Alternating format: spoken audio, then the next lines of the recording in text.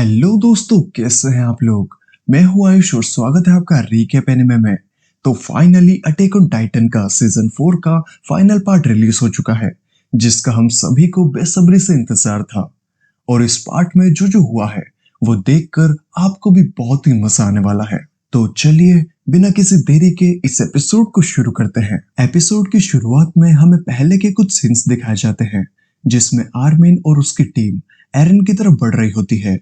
Beast Titan उन्हें रोकने के लिए उन पर पत्थरबाजी करता है, लेकिन ओनियो किसी तरीके से पत्थरबाजी से बचते हुए आर्मिन और बाकी सभी को एरन के ऊपर पहुंचा देता है। और राइनर आर्मर्ड टाइटन में ट्रांसफॉर्म होकर बीस्ट टाइटन को लेकर नीचे कूद जाता है, जिससे बीस्ट टाइटन एरन से अलग हो जाता है, जो देखकर बाकी सभी लोग भी काफी खुश हो जाते हैं, क्योंकि पैराडाइज आइलैंड के लोग और वॉरियर्स रंबलिंग को रोकने आए हैं और वही उनकी आखिरी उम्मीद है। फिर हम यमेर का एक पास्ट का सीन देखते हैं, जहां पर वो सुअरों के बाड़े में काम कर रही थी। यमेर अभी सभी को देख रही थी।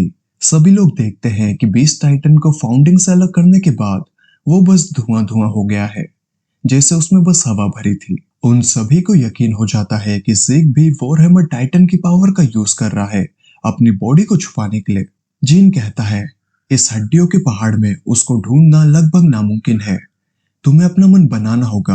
आर्मिन, तुम सुन रहे हो ना। आर्मिन थोड़ा इमोशनल होकर कहता है मैं 1 मिनट में यहाँ पर धमाका कर दूंगा, तुम सभी कार टाइटन के साथ यहाँ से निकल जाओ। और मिकासा ये सब सुनकर बिल्कुल शॉक हो जाती है, वो कुछ भी नहीं कह पाती। तो आर्मिन कहता है एरन मुझसे ये अटैक एक्सपेक्ट कर रहा होगा, तो मुझे नहीं लगता कि इस अटैक से वो मर जाएगा, लेकिन अगर मैंने सभी हड्डियों के टुकड़े टुकड़े कर दिए तो हो सकता है कि हमें एरन और ज़ेग मिल जाए। फिर सभी लोग वहां से निकल जाते हैं और आर्मिन एरविन की कही हुई बात सोचता है। मुझे पता है जो कुछ खोने के लिए तैयार नहीं है वो कुछ भी नहीं बदल सकता। मुझे अपनी झूठी उम्मीदों को त्यागना होगा। लेकिन तभी एक घोड़े जैसा टाइटन पीछे से आकर आर्मिन को पकड़कर अपने मुंह में डालकर वहां से भाग जाता है। ये सब यमेर भी देख रही होती है और बाकी लोग आर्मिन को बचाने के लिए जाना चाहते हैं, लेकिन अचानक से उनके सामने कई टाइटन्स उनका रास्ता रोककर खड़े हो जाते हैं। दूसरी तरफ ओनियो के क्रैश लैंडिंग करने की वजह से वो बेहोश हो जाता है। वहीं राइनर पर कई टाइटन्स एक साथ अटैक करके भारी पड़ रहे होते हैं, लेकिन कोनी और मिकासा टाइटन्स को थंडर स्पीड से मार गिराते हैं। जीन को समझ में नहीं आता कि आखिर ये किस तरीके के टाइटन्स हैं, क्योंकि ये प्योर टाइटन जैसे नहीं है, ये सोच समझ कर अटैक कर रहे हैं। कोनी कहता है ऐसे तो हमारे थंडर स्पीड्स जल्दी ही खत्म हो जाएंगे और आर्मिन जिंदा भी होगा या नहीं। लिवाई कहता है अगर आर्मिन को खरोच भी आई तो वो तुरंत टाइटन में ट्रांसफॉर्म हो जाएगा, तो उसे बिना कोई नुकसान पहुंचाए पकड़ा गया होगा। वो उसे एरन के पीछे के हिस्से की तरफ ले गए हैं और हमारे रास्ते में अनगिनत टाइटन्स हैं। मैं अगर अपनी बेस्ट कंडीशन में भी होता तो मैं सीधे हमले नहीं करता, तो अपने आप को शांत रखो मिकासा, मैं उनका ध्यान अपनी तरफ खींचता हूँ। तो पीक सभी को बताती है मुझे पता है कि ये क्या है, ये सभी 9 टाइटन्स हैं जो भी आज तक बने हैं, जिसे फाउंडिंग टाइटन अपनी पावर से बार बार जिंदा कर सकता है। मतलब कि आज तक जो भी टाइटन्स हिस्ट्री में बने हैं वो सब यहाँ पर है। ये वो टाइटन्स की आर्मी है जिसे कि फाउंडिंग टाइटन अपनी पावर से बार बार जिंदा कर सकता है। तो ये सब समझ जाते हैं कि ऐसे तो वो लोग हार जाएंगे, क्योंकि वो कितनी भी बार टाइटन्स को मार दें वो फिर से जिंदा हो जाएंगे। तो पीक सभी टाइटन से बचते हुए एरन की गर्दन के पास जाकर बॉम्ब्स लपेटकर उसे ब्लास्ट करने जाती है, लेकिन तभी वॉरहैमर टाइटन उस पर अटैक करके उसे रोक देता है। ये वही वॉरहैमर टाइटन है जिसे कि हमने लिबेरियो में देखा था। चलो देखते हैं इसका नाम किस किस को पता है, कमेंट करके बताओ। फिर राइनर पर गेलियड वाला जो टाइटन अटैक करता है, जीन उसकी मदद के लिए आगे बढ़ता है, लेकिन वो खुद मुसीबत में था, लेकिन लिवाई उसे बचा लेता है। वहीं कमांडर मुलर देखते हैं कि आर्मिन और उसकी टीम एरन से लड़ रही है, लेकिन टाइटन्स के अटैक की स्पीड कम नहीं हुई, वो अभी भी हमारी तरफ आ रहे हैं। एयर स्ट्राइक के बाद मुलर के पास ज्यादा सोल्जर्स नहीं बचे होते, लेकिन वो बचे हुए सोल्जर्स को टाइटन पर तोपों से हमले करने का ऑर्डर देता है, क्योंकि आर्मिन और उसकी टीम भी उस राक्षस को रोकने की कोशिश कर रही है। दूसरी तरफ सभी लोग टाइटन्स से जी जान लगाकर लड़ते हुए आर्मिन की तरफ बढ़ते हैं। वहीं आर्मिन समझ जाता है कि ये सब फाउंडर यमेर कर रही है। एरन बस आगे बढ़ रहा है जैसा कि उसने कहा था, हमें रोकने की इच्छा यमेर की है। इसका मतलब है कि यमेर पूरी इंसानियत को मिटाना चाहती है। आर्मिन को लगता है कि यमेर को हराया नहीं जा सकता। इसका मतलब है कि यमेर पूरी इंसानियत को मिटाना चाहती है। आर्मिन को लगता है कि यमेर को हराया नहीं जा सकता। क्या इसी तरीके से सब कुछ खत्म होगा? लेकिन तभी आर्मिन को बर्थोल्ड दिखता है, जिसकी आंखों से आंसू बहते हैं। इसके बाद बर्थोल्ड का कोलोसल टाइटन राइनर को पकड़कर उसकी मुंडी खाकर उसे जोर से नीचे पटकता है, जिससे वहां सब कुछ हिल जाता है, जिसकी वजह से कोनी अधमरी हालत में था। टाइटन उसे खाने की कोशिश करते हैं, लेकिन मिकासा उसे बचाकर उठने के लिए कहती है। लीवाई को भी उस अटैक से चोट लगी होती है। साथ ही जीन और राइनर भी लटके होते हैं, क्योंकि उनके ओडियम गेट्स भी खराब हो गए हैं। जीन राइनर को ऊपर नहीं खींच सकता। राइनर कहता है, मुझे छोड़ दो, मैं एक और बार ट्रांसफॉर्म हो सकता हूँ। लेकिन जीन उसे नहीं छोड़ता, क्योंकि वो ट्रांसफॉर्म होकर भी कोलोसल टाइटन के पैरों के तले आकर कुचला जाएगा। जीन कहता है, माना कि हम एक साथ जीत नहीं सकते, लेकिन कोशिश करते हुए मर तो एक साथ सकते हैं। कोनी पर एक और टाइटन अटैक करता है। लीवाई उसे तो बचा लेता है, लेकिन वो टाइटन लीवाई का पैर काट लेता है। मिकासा उस टाइटन को मार देती है और कोनी होश में आकर लीवाई को गिरने से बचा लेता है। जीन और राइनर, कोनी और लीवाई टाइटन से घिर चुके थे, तो मिकासा टाइटन से कहती है, मैं स्ट्रांग हूँ, दम है तो मुझ पर हमला करो। लेकिन तभी एंट्री होती है एक उड़ने वाले टाइटन की, जो कि फाल्को है। वो उन सभी को बचाकर वहां से उड़ जाता है। किसी को यकीन नहीं होता कि एक टाइटन भी उड़ सकता है। एनी और गाबी भी फाल्को के साथ होते हैं। राइनर गाबी को यहाँ देखकर खुश नहीं होता, तो एनी बताती है कि फाल्को के ट्रांसफॉर्मेशन की वजह से आजुमाबितो की शिप डूब गई। किसी को भी नहीं पता था कि फाल्को का टाइटन उड़ सकता है, लेकिन आजुमाबितो को पता था, और उनका ये एहसान चुकाने के लिए उन्हें रंबलिंग को रोकना ही होगा।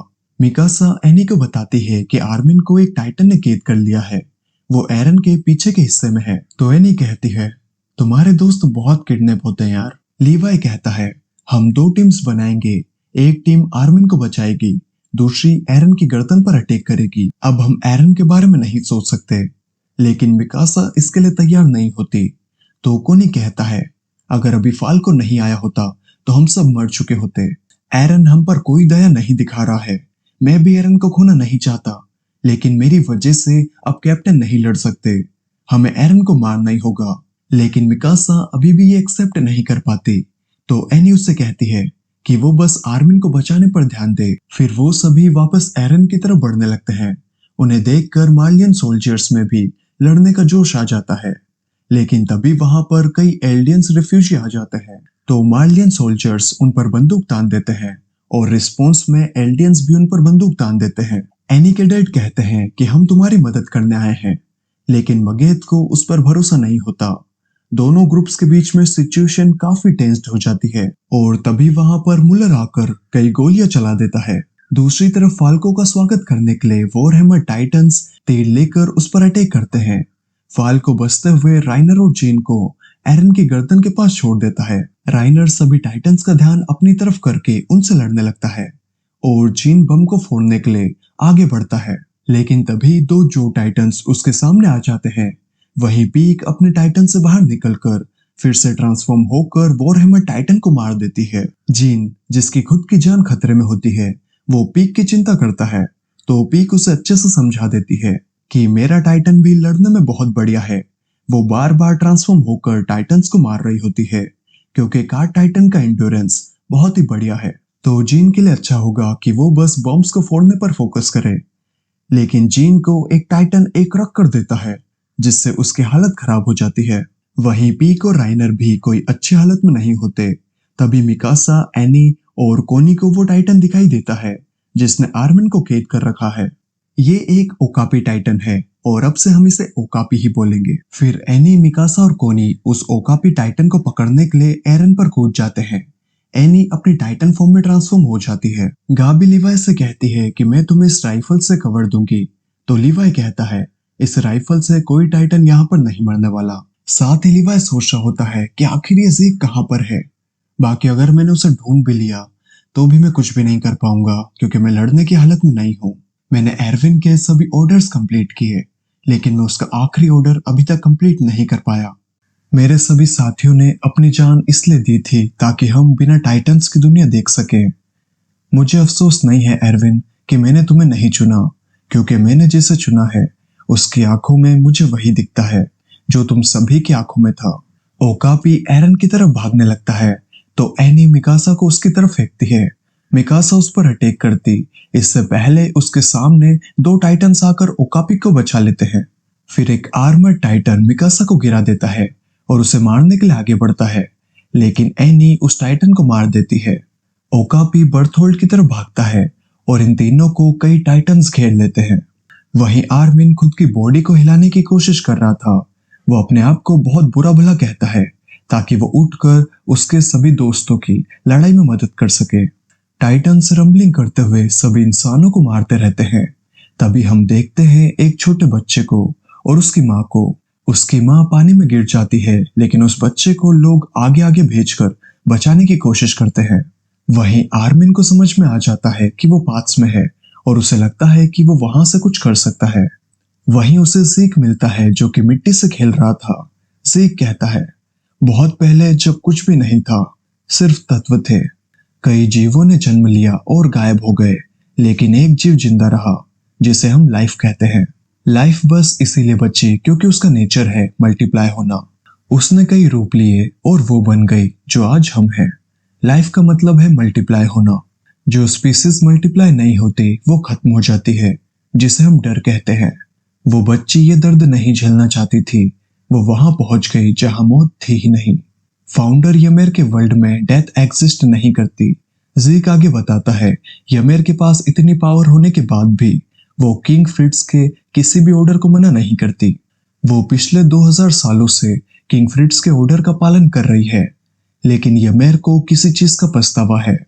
एरन ये बात समझ गया था, इसीलिए यमेर एरन की साइड है। आर्मिन पूछता है, क्या यहां से निकलने का कोई रास्ता है? ज़ीक कहता है, पता नहीं। आर्मिन अपने दोस्तों के साथ लड़कर लोगों को बचाना चाहता है, लेकिन ज़ीक कहता है, अगर वो ये लड़ाई हार भी गए तो भी क्या फर्क पड़ता है? वैसे भी हर इंसान को मरना ही है, तो आखिर क्यों हम ग्रो करना चाहते हैं? अभी हम फ्री तो हैं। तभी आर्मिन को एक पत्ता मिलता है। वो उस दिन को याद करता है जब एरन, मिकासा और आर्मिन ने रेस लगाई थी।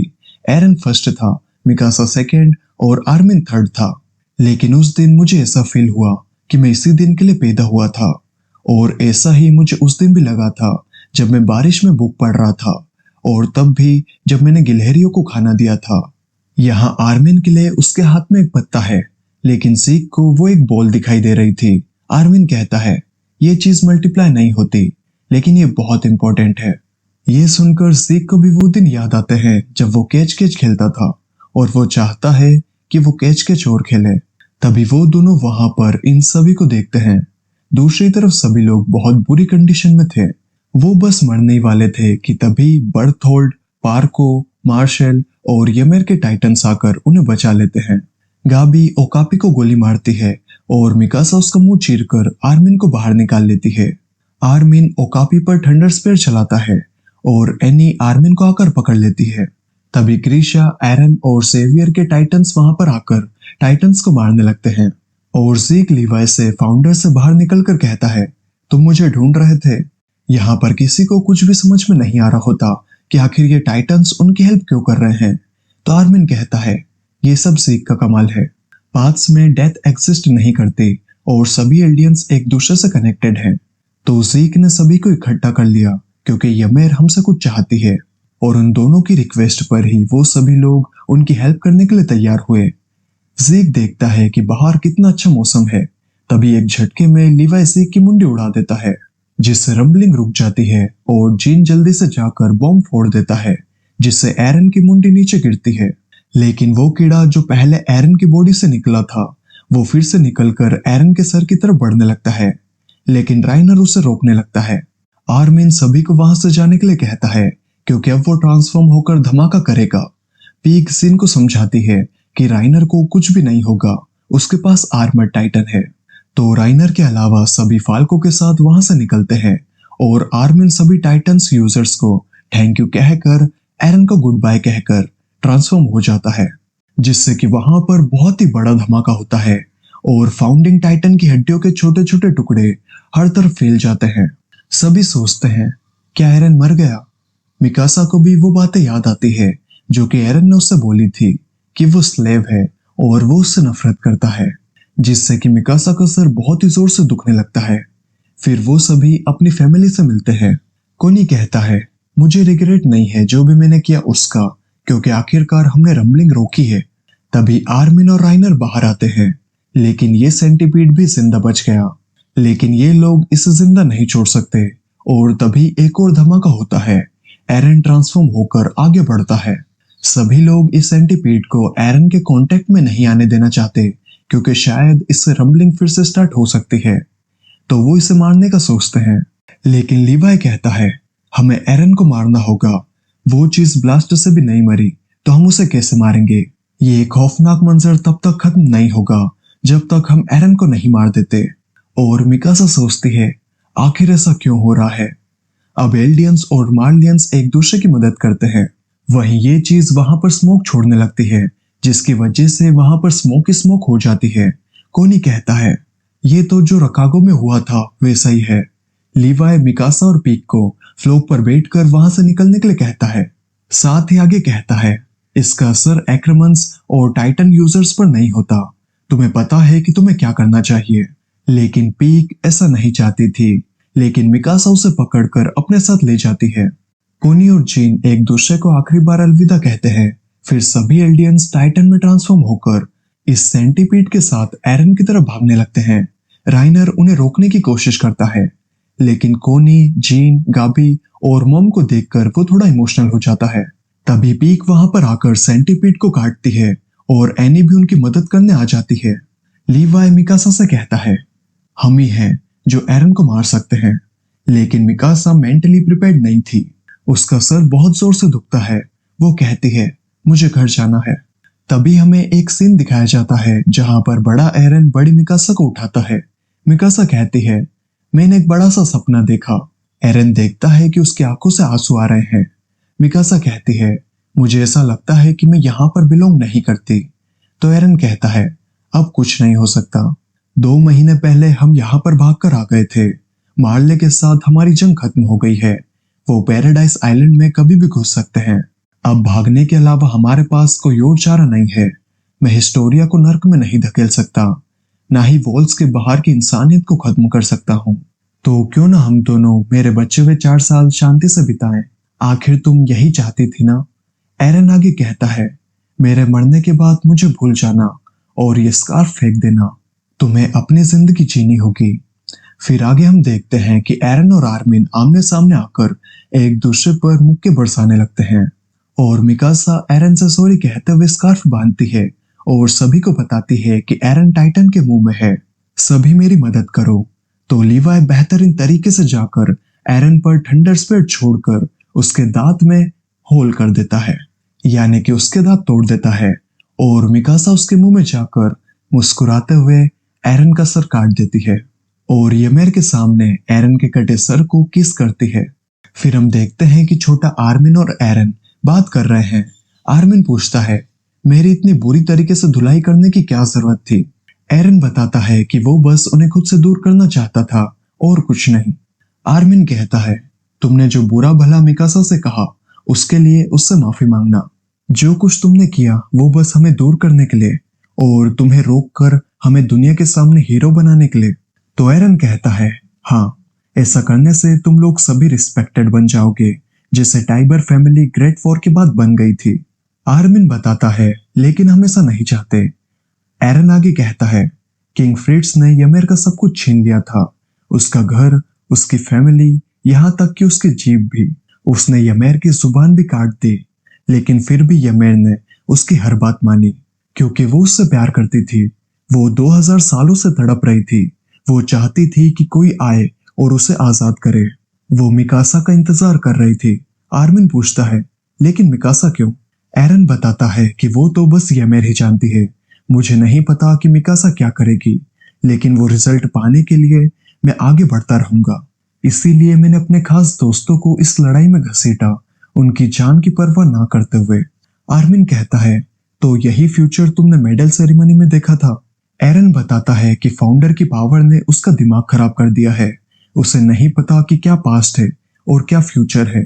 सब कुछ उसके लिए एक ही जगह पर एग्जिस्ट करते हैं। और उस दिन बर्थोल नहीं मरता और मैंने ही उन्हें अपनी मॉम की तरफ भेजा था। ये बताते हुए एरन इमोशनल फील करता है। तभी आर्मिन उसे दूसरी जगह ले जाकर पूछता है, तो तुम मिकासा के बारे में क्या सोचते हो? क्या वो तुम्हें भूल कर खुश रह पाएगी? एरन कहता है, पता नहीं। इस जवाब पर मिलता है एरन को आर्मिन का एक जोरदार मुक्का। आर्मिन आगे कहता है, मैंने तुम्हें अभी तक माफ नहीं किया है। वो तुमसे सच्चे दिल से प्यार करती है, तुम उसके साथ ऐसा कैसे कर सकते हो? वैसे सच कहूं तो वो तुम्हें भूल जाएगी तो ही अच्छा होगा। कम से कम वो किसी और के साथ खुश तो रह पाएगी। लेकिन एरन नहीं चाहता कि मिकासा को कोई और मिले। वो चाहता है कि वो बस उम्र भर उसके बारे में ही सोचते रहे। मैं तुम सभी और मिकासा के साथ रहना चाहता हूँ। मैं मरना नहीं चाहता। फिर हमें पता चलता है कि एरन ने 80% पॉपुलेशन को मार दिया है ताकि उसके दोस्त हीरो बन सके। आर्मिन कहता है, तुम्हें ये सब करने की क्या जरूरत थी?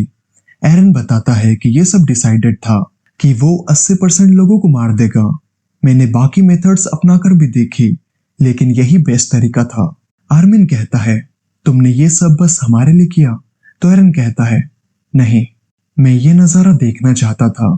मुझे नहीं पता क्यों, लेकिन मैं बस ये करना चाहता था। मेरी वजह से शाशा और हांस मरे। मैंने फ्लोक से तुम लोगों को लड़वाया। पता है क्यों? क्योंकि मैं एक बेवकूफ हूँ जिसके पास अद्भुत शक्ति है। इसीलिए मेरा यही अंजाम हो सकता है। आर्मिन कहता है, मैं समझ सकता हूँ। दुनिया में सब कुछ मिटा देने का एहसास कैसा होता है। कोई यकीन नहीं करेगा कि मैं ऐसा कर सकता हूँ। मैंने 20% लोगों को बचाया है, लेकिन वो मैं ही था जिसने तुम्हें आउटसाइड वर्ल्ड की बुक दिखाई थी। मैंने तुम्हें वो दुनिया सोचने पर मजबूर किया जिसमें कोई और ना हो। ये मेरी गलती थी। फिर वो एरन को शंख देकर कहता है, थैंक यू एरन, ये नजारा दिखाने के लिए।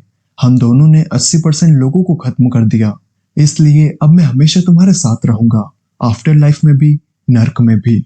फिर वो दोनों गले मिलते हैं, जिसके बाद एरन आर्मिन की यहाँ की सभी मेमोरीज मिटा देता है, जो कि आर्मिन को वापस तब याद आएंगी जब सब कुछ खत्म हो जाएगा। आर्मिन को सब कुछ याद आ जाता है और मिकासा एरन को लेकर आती है। आर्मिन एरन के लिए रोने लगता है। एक्चुअली मिकासा को भी वो सब याद आ जाता है जो कि एरन ने उससे कहा था।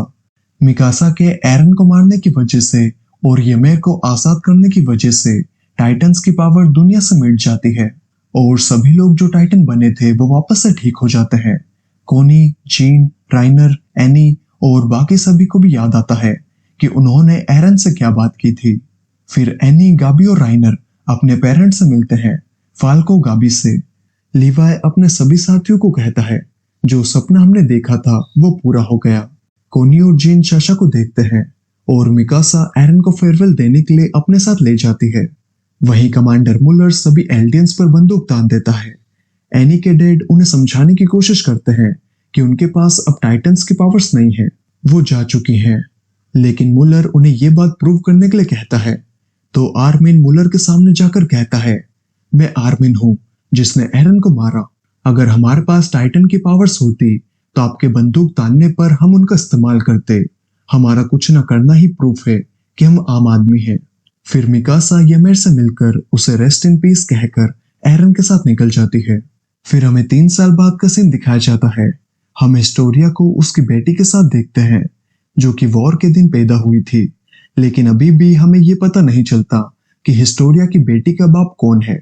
एल्डिया नेशन ने एक आर्मी बनाई है जिसे येगरिस्ट मैनेज करते हैं, क्योंकि इन्हें पता है कि अगर बची हुई ह्यूमैनिटी ने इन पर हमला किया तो उन्हें लड़ना होगा। अगर वो लड़ेंगे तो ही वो जिएंगे, वरना वो मारे जाएंगे। तो टाइटन्स की पावर जाने के बाद भी ये लड़ाई जारी रहती है और ये सब एरन ने फ्यूचर में देखकर हिस्टोरिया को पहले ही बता दिया था। दूसरी तरफ हम देखते हैं इन सभी जेंटलमैन्स और पीक को। राइनर को हिस्टोरिया की राइटिंग इतनी अच्छी लगती है कि वो उसे सूंघने लगता है। अब राइटिंग और स्मेल में क्या कनेक्शन है ये तो मुझे नहीं पता। ये सभी पैराडाइज आइलैंड को धोखा देने के बाद पैराडाइज से जा रहे होते हैं, क्योंकि अब ये सभी शांति कायम करने का काम करते हैं। इन्हें डर तो होता है कि शायद हम वहां जाते ही मारे जाएंगे या हमारी शिप ही डूब जाएगी। लेकिन आर्मिन कहता है, वो कम से कम अभी तो हमें नहीं मारेंगे, क्योंकि वो हमारी कहानी सुनना चाहते हैं। फिर हम लीवाई को देखते हैं जो कि बच्चों में टॉफी बांट रहा होता है। येलेना और ओनियो भी उसके साथ थे। गाबी और फाल्को पौधे लगाते हैं और मिकासा उसी पेड़ के नीचे बैठी होती है जहां एरन सोता था। मिकासा कहती है, एरन सभी तुमसे मिलने आते ही होंगे। और वो उन दोनों की पुरानी यादें याद करके रोने लगती है। वो एरन को फिर से देखना चाहती है। तभी एक पंछी उसका स्कार्फ टच करके वहां से उड़ जाता है। तो मिकासा उसे देखते हुए एरन को उसे स्कार्फ पहनाने के लिए थैंक यू कहती है। फिर आखिर में हम एक लड़के को देखते हैं जो कि उसी पेड़ के अंदर जाता है जहां से यमेर को टाइटन पावर्स मिली थी। और इसी के साथ ये मास्टरपीस स्टोरी यहीं पर खत्म हो जाती है। तो आप सभी लोगों को इस स्टोरी में सबसे बढ़िया क्या लगा, मुझे कमेंट करके जरूर बताएं। और अगर वीडियो अच्छी लगी तो यार एक लाइक तो बनता है।